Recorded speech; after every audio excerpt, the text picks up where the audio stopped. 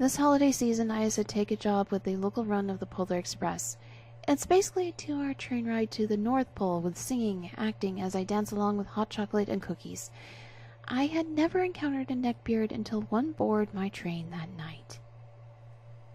It's pretty cold where I live, and a few nights ago it was about 10 degrees Fahrenheit, if not colder. My fellow chef, male, is not from the area, so I board and deboard the train car all night because I'm used to the cold. I was not wearing a jacket, gloves, or hat because I'm not normally outside the train that long, maybe about 5 to 7 minutes, and I can jump on the train to warm up at any time.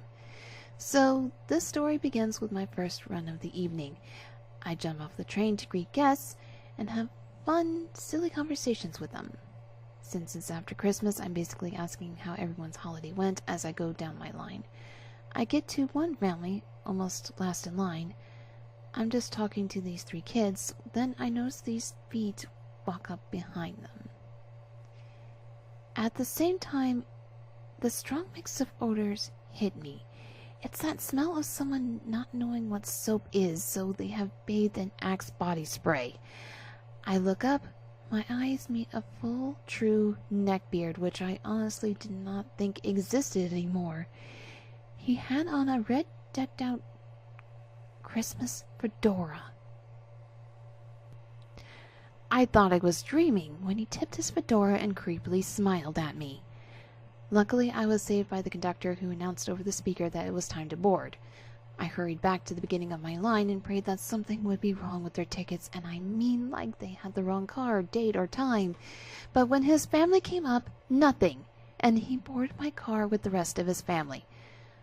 Once everyone was aboard, I hopped onto the car and closed the door. I could hear from the vestibule, the area between the train cars, him loudly complaining to his brother-in-law. "I would never leave a lady in the cold. A real gentleman puts himself in discomfort for a lady always." I shivered, knowing this was going to be a long 2 hours. I was right. Every time I turned around, I swear he was there. He was just up to get water or use the bathroom was always his reasons. He even moved to sit with his nephew, who was an adorable 4-year-old boy, meaning he must have thought I would talk to him more or something. During our Christmas sing-along, he tried to dance with me. Luckily, Santa was coming, and I was his helper, so that gave me a good excuse to get away. I felt so happy when I knew we were only moments away from the station. I'm walking around the car, signing autographs and taking photos with our car's guests. When I got to that family, what he asked for, I fully expected. He handed me his songbook. "Milady, may I have your autograph too? With maybe a few exact numbers, "Sorry, the North Pole doesn't have normal phone numbers," I told him about signing it. "Well, let me have it anyways. I'll figure it out," he said with another creepy smile. I sweetly laughed, staying in character, telling him that he was silly. "Then at least give me a photo as a parting gift," he added. I swear he was trying to sound like Shakespeare or Romeo, like when he said that.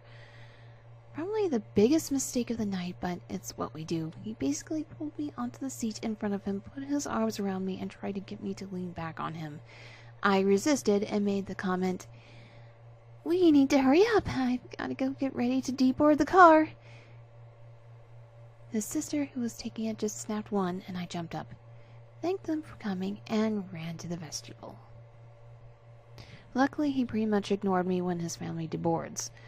I expect somewhere he left some type of neckbeard review about the whole thing. I was just glad to have him gone. When I got back in the car to help set up for the next run, a supervisor was there. She was really concerned and asked if I was okay or had been harmed. My fellow chef had told her about the guy, because it turns out that he harassed him the whole ride about not being a gentleman. I told her I was fine, that I would live, and she reminds me that no one has the right to harass us, guest or co-worker, no matter who they are. I nodded, but let it go. Next time I see a neckbeard, I'll be running the other way. Back when I was 18, I'm now 35, I worked in one of my local pubs. It was a rock pub, and so you can imagine we would get all sorts of people in, dressed in all different ways, and so A guy in a long leather jacket and fedora wasn't really an unusual sight. Anyway, it was Christmas time, and the landlady of the pub had asked us all to dress up in something Christmas-themed. I decided to be an elf, and so there I was in my stripy tights and my green outfit working in an early shift. I just want to add that this was not a sort of sex shop elf costume, and it was not remotely sexy, more comical. I would say it was about 3 p.m. and the pub was dead because no one ever really came in until the bands were on in the evening. NB came in and asked for a pint of mild. He started to talk to me, as most people do when you work behind the bar and they are alone. I remember being particularly bored on the shift as no one else was in, and so I was glad of the conversation. At least I was to start with. His conversation started off fine, and then he started to talk about music. I'm really a big lover of punk and metal, and so I told him this, and he literally went on a rant about how I should only listen to goth and how no other music can touch your soul in any other way. It was a little strange, and during this, someone else came in the pub, and whilst I served them, Anby was still ranting away at me. He said that he was going to make me a mixtape of all these bands he liked, and that it would change my life when I listened to it. He then went on and on about poetry and how he loves to write and how he was already thinking of a poem about his little elf princess.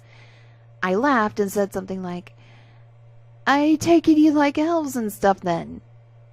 And he replied, "Like you wouldn't believe." At this point, a load of people came in the pub, and so I had to serve them and called the landlady for help. During this, NB just stood there staring at me, with no expression on his face. Very odd, but if you worked in pubs and bars, you get used to the odd strange one now and then. He eventually left, and I worked late into the night and went home. About 2 days later, I was back on work again, same shift, and he comes into the pub. As soon as he saw me, his face dropped, and the first words out of his mouth were, "Where's your elf outfit?" I laughed and explained that I was wearing it for a Christmas fancy dress, and he seemed genuinely upset and said I should wear it more often. What? He then reaches into his leather jacket and pulls out this mixtape and hands it to me with this massive smile on his face. I say thank you, and that I will listen to it when I get the chance, and go serve someone else.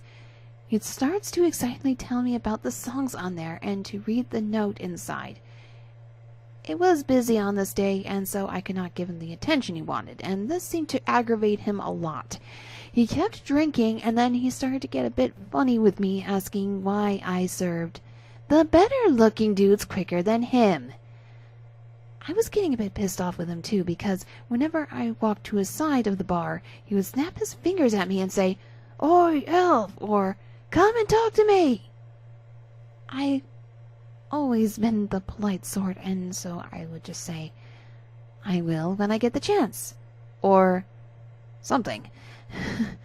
Eventually, he got fed up of my lack of talking to him, so he slams his orange notebook on the bar and says, "This will prove that at least one of us is not ignorant," and storms out of the pub.